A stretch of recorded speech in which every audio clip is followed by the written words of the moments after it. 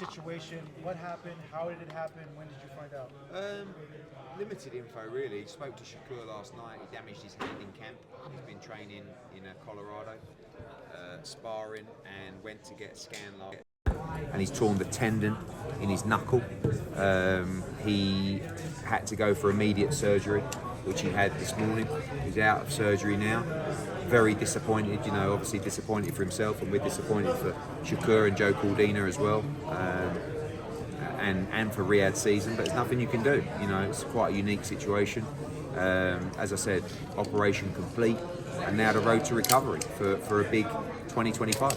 How long is the recovery going to be? We're being told that we can expect him to be ready for February of 2025. Yeah. So Joe Cordina is out of the way. Then, is he going to go straight to William Cepeda next? Yeah, I mean, obviously we want to look for opportunities for Joe, and we'd still like to make that fight. But at the same time, the WBC, of course, ordered that fight with Cepeda. Cepeda fights in November, so it's quite likely that he'll go straight into that fight.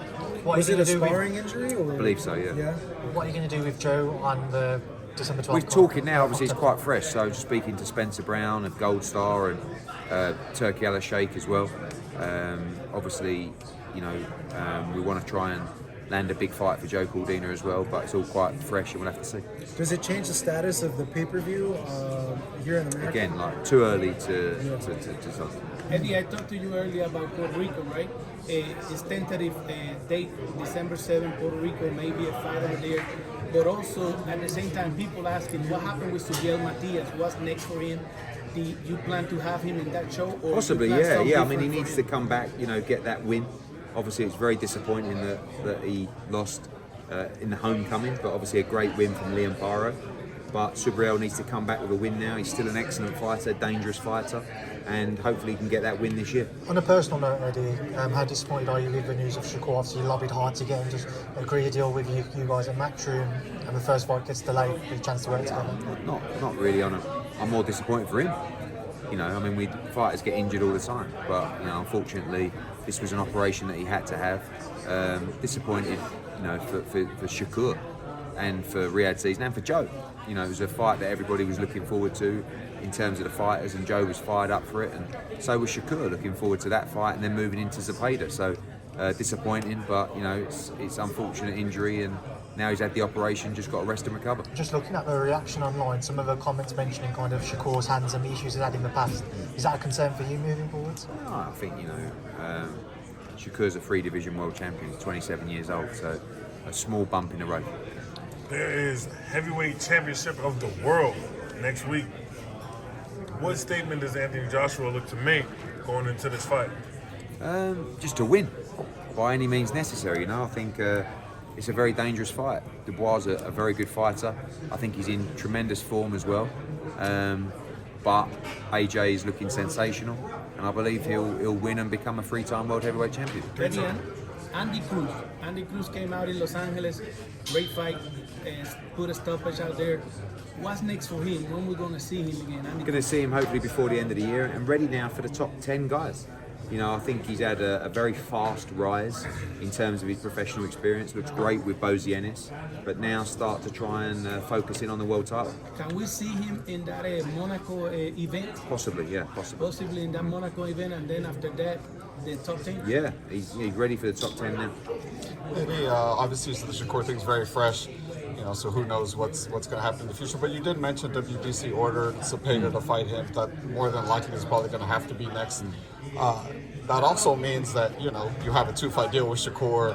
You were just talking to Leonard yesterday about Tank. Does that mean maybe, I don't know, puts it a little closer to you working with Shakur for the Tank fight? I think we, you know, at the moment, obviously he's sitting in hospital and he's just been operated on. So, but we're looking at the future, and you know, the future is just to get him back to full health and ready to fight, and target that return February or March in 2025, whenever it's going to be. But you know, the plan for me was after those 2 fights to fight Gervonta Davis, and that still remains the same, really, whether that's 1 fight or 2 fights.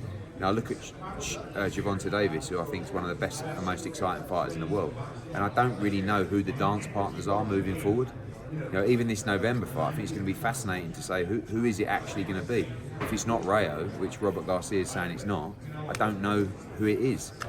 And I don't think Gervonta Davis wants to move up to 140 and beyond to fight those guys, because I think it's a big physical disadvantage for him. So when you look at the mega fights for Gervonta Davis, especially with Ryan, probably not making 140 anymore or whatever, it's Shakur Stevenson. That's the big fight. But obviously now the focus is on just resting and recovering and getting ready for early next year. Last two questions, Yeah, please. Two more. for Mexican media, what do you think? You're a close man to Canelo. You know him very well. You have worked with him. What do you think does Berlanga have to be the third man that has beaten Canelo? Only Mayweather and only people have achieved this. I think you have to take chances. You have to be very active in the fight, which is quite dangerous as well. But you have to come to win. Canelo's a very good counterpuncher. He's very clever as well, so you can't make silly mistakes. But you've got to force the pace. One thing that Bivol did very well is he outworked Canelo consistently, but he boxed him well, and he boxed him with a high output as well. You've got to try and hurt him if you can. We know that's difficult. He's not been stopped before, not been dropped properly before. But he is coming towards the end of his career, and you've got to hope as well that physically he's not the same fighter. But I think that Canelo, his output has dropped, and I don't think that he forces the pace anymore. I don't think he really forces the stoppage anymore. If you look against Munguia, you look against Ryder, you look against all these fighters where he's hurt people and he's not looked to finish the job. I think sometimes physically he's okay with just coasting out a fight. So you've got to match him or outmatch him in terms of output and make sure that you're active. And you've got to win rounds and you've got to take chances. It's very dangerous and it's a very tough ask. Anthony Fowler. Would it be, I don't know, with the hurt hand, do you guys want to go into the pit fight? Do you have to? Or, Have to. Yeah, you won't do a tune-up for him to test out the See how hand? you can. I mean, it's ordered. This was agreed that they had this interim fight, but Shakur's not going to want to have tune-ups and hang around. I think he's very confident about the Peter fight, but the key now is to get back to full health. Eddie, Anthony Sorry, Fowler that's it. said Thank you. something about Daniel Dubois and Joshua was sparring, and was Daniel the last hurt him. question. Just what was your reaction to Just, at first the story was that he was carried out of the ring. Now the story is that he got hit by a left hook, got wobbled, then they carried on the spot. I mean, when have you ever seen a fighter seriously hurt and carried on a spot? So you know the real story. But Dubois can punch. Of course, if he hits anybody clean, he's going to be dangerous. But we expect to win that fight by knockout next week. Thank you. Thanks, guys. Thanks, guys.